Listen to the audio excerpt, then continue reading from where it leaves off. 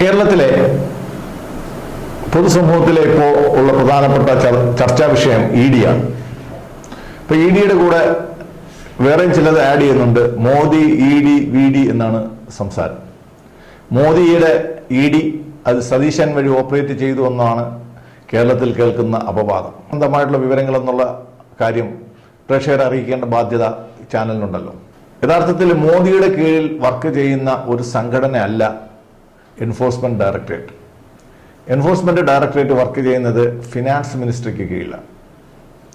Finance മിനിസ്ട്രിയുടെ കീഴിൽ work ചെയ്യുന്ന E D കോൺഗ്രസിന്റെ കാലത്ത് രൂപീകരിച്ചാണ്. അത് BJP കൊണ്ടുവന്ന ഒരു സംവിധാനമല്ല, മോദി രൂപീകരിച്ച ഒരു സംവിധാനമല്ല. ഇ ഡിയുടെ അധികാര പരിധിയും കാര്യങ്ങളും നമ്മൾ അന്വേഷിക്കുമ്പോഴത്തേക്ക് ഇ ഡിക്ക് പ്രധാനമായിട്ടുള്ള ഒരു ജോലി മണി ലോണ്ടറിങ് ആക്ട് നടപ്പിലാക്കുക എന്നുള്ളതാണ്. അതായത് ആൾക്കാർ പലയിടത്തുനിന്നും പൈസ വരുന്നു, അത് പല വഴിക്കും പോകുന്നു, അത് എവിടുന്ന് വരുന്നു, എങ്ങനെ പോകുന്നു എന്ന് മനസ്സിലാക്കുക എന്നുള്ളത് മാത്രമാണ് എൻഫോഴ്സ് ഡയറക്ടറേറ്റിന്റെ പ്രധാനപ്പെട്ട കർത്തവ്യം. ഇ ഡി രണ്ട് ചോദ്യങ്ങളെ നിങ്ങളുടെ അടുത്ത് ചോദിക്കുള്ളൂ. നിങ്ങളിൽ പൈസ വന്നോ, രണ്ട് പൈസ എങ്ങോട്ട് പോയി. ഈ രണ്ട് ചോദ്യങ്ങൾക്ക് ഉത്തരം പറഞ്ഞില്ലെങ്കിൽ നിങ്ങൾക്ക് ഒരു കോടതിയിൽ നിന്നും ജാമ്യം കിട്ടാൻ പോകുന്നില്ല.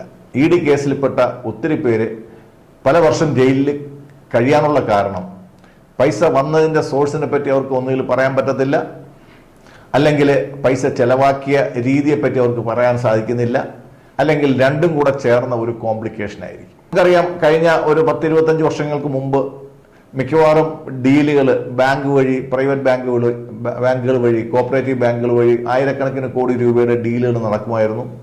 ഇതിനൊന്നും സുതാര്യതയില്ലായിരുന്നു. അതേസമയം കഴിഞ്ഞ ഒരു 25-30 വർഷമായിട്ട് എല്ലാ അക്കൗണ്ടിനും പാൻ കാർഡ് നിർബന്ധമാണ്. എല്ലാ അക്കൗണ്ടും ആധാർ കാർഡുമായിട്ട് ലിങ്ക്ഡാണ്. അതുകൊണ്ട് നമ്മൾ ലോകത്തിൻ്റെ ഏത് ഭാഗത്തിരുന്ന് നമ്മൾ ഇന്ത്യയിൽ ഒരു ബാങ്ക് ഓപ്പറേറ്റ് ചെയ്ത് കഴിഞ്ഞാലും അത് ഇന്ത്യ ഗവൺമെന്റിന്റെ ധനകാര്യ മന്ത്രാലയത്തിന് എത്തിപ്പെടാൻ പറ്റുന്ന കാര്യമേ ഉള്ളൂ. അപ്പോൾ ശ്രീമതി വീണ വിജയന്റെ ഈ ഒരു കേസിൽ കമ്പനി നിയമം അനുസരിച്ചുള്ള ഫ്രോഡ് അന്വേഷിക്കുന്ന ഏജൻസി അല്ല ഇ ഡി. ഇവിടെ പലരും തെറ്റിദ്ധരിക്കപ്പെട്ടിരിക്കുന്നതാണ്. 447 സെക്ഷൻ പ്രകാരമുള്ള കുറ്റം നടന്നിരിക്കുന്നു. അത് അന്വേഷിക്കേണ്ടത് കേന്ദ്ര കമ്പനി കാര്യ മന്ത്രാലയമാണ്, നിർമ്മല സീതാരാമന്റെ മന്ത്രാലയമല്ല. അതിന് കീഴിൽ വരുന്ന അതിന്റെ കീഴിൽ ഉള്ള അന്വേഷണ ഏജൻസിയാണ് SFIO എന്ന് പറയുന്നത്, serious fraud investigation organisation. E D ഞാൻ നേരത്തെ പറഞ്ഞ പോലെ രണ്ട് ചോദ്യമേ ചോദിക്കുന്നുള്ളൂ. നിങ്ങൾക്ക് ശശിധരൻ കർത്തായുടെ കമ്പനിയിൽ നിന്നും പൈസ കിട്ടി, അത് എന്തു ചെയ്തു? ഈ രണ്ട് ചോദ്യം ചോദിക്കുന്നു.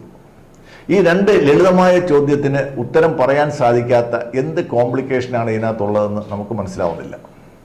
അപ്പോൾ ജോൺ ബ്രിട്ടാസിനെ പോലുള്ള ആൾക്കാർ ചോദിക്കുന്നുണ്ട്, അവര് GST അടച്ചിട്ടില്ലേ, ഇൻകം ടാക്സ് അടച്ചിട്ടില്ലേ?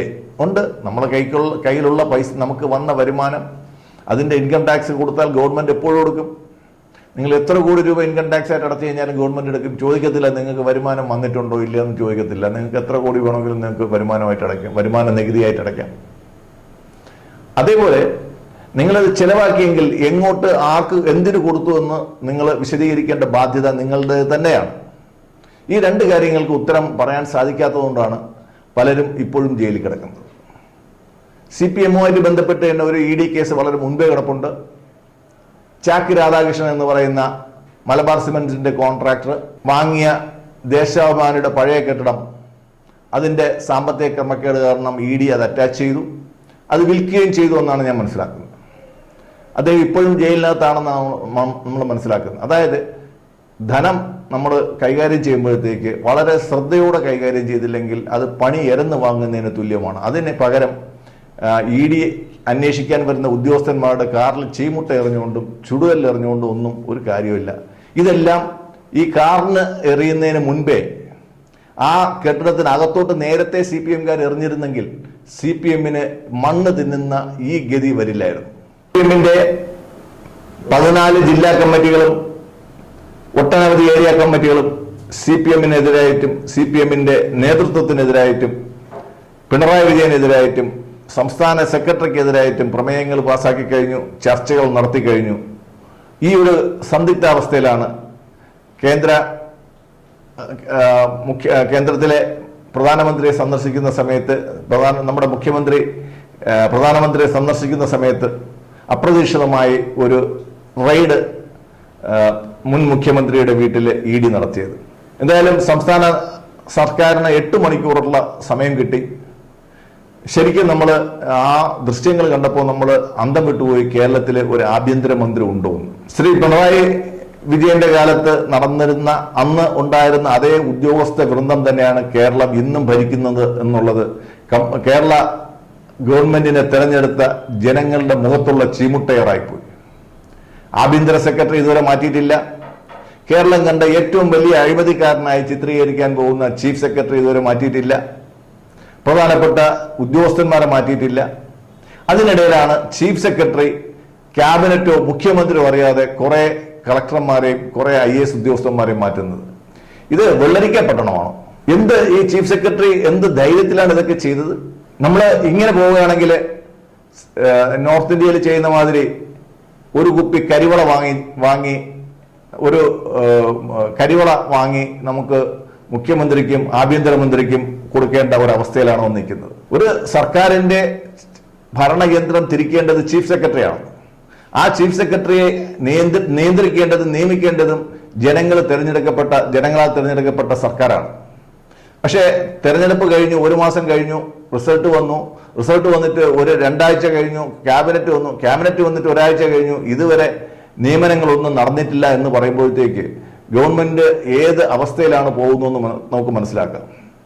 കഴിഞ്ഞ UDF ഗവൺമെന്റുകളുടെ എല്ലാം പതനം എന്ന് പറയുന്നതിന്റെ പ്രധാനപ്പെട്ട കാരണം അവർ നിയന്ത്രിക്കേണ്ട ബോർഡുകൾ, സ്ഥാപനങ്ങൾ, അവയുടെ മേധാവികൾ അവരെ ഒന്നും തീരുമാനിച്ചിട്ടില്ല.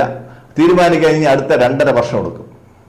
അതിനു മുമ്പ് പ്രതിച്ഛായ വിവാദങ്ങളുണ്ടാവും, ശൈലി മാറ്റങ്ങളുണ്ടാവും, ഈ സർക്കാർ തന്നെ വീഴുന്ന ഒരവസരം ഉണ്ടാവും. അപ്പോൾ ശ്രീ VD സതീശനെ പോലെയുള്ള പരിണതപ്രജ്ഞരായ നേതാക്കൾ നയിക്കുന്ന ഒരു ക്യാബിനറ്റ് ഇത്തരം കാര്യങ്ങളിൽ വളരെ അടിയന്തരമായിട്ട് ശ്രദ്ധിച്ചില്ലെങ്കിൽ ഇന്നലെ തിരുവനന്തപുരത്ത് നടന്നതുപോലുള്ള നാണം കെട്ട സംഭവങ്ങൾ കേരളത്തിൽ മൊത്തം അരങ്ങേറും എന്നുള്ളതിനകത്ത് യാതൊരു സംശയവുമില്ല. നന്ദി, നമസ്കാരം.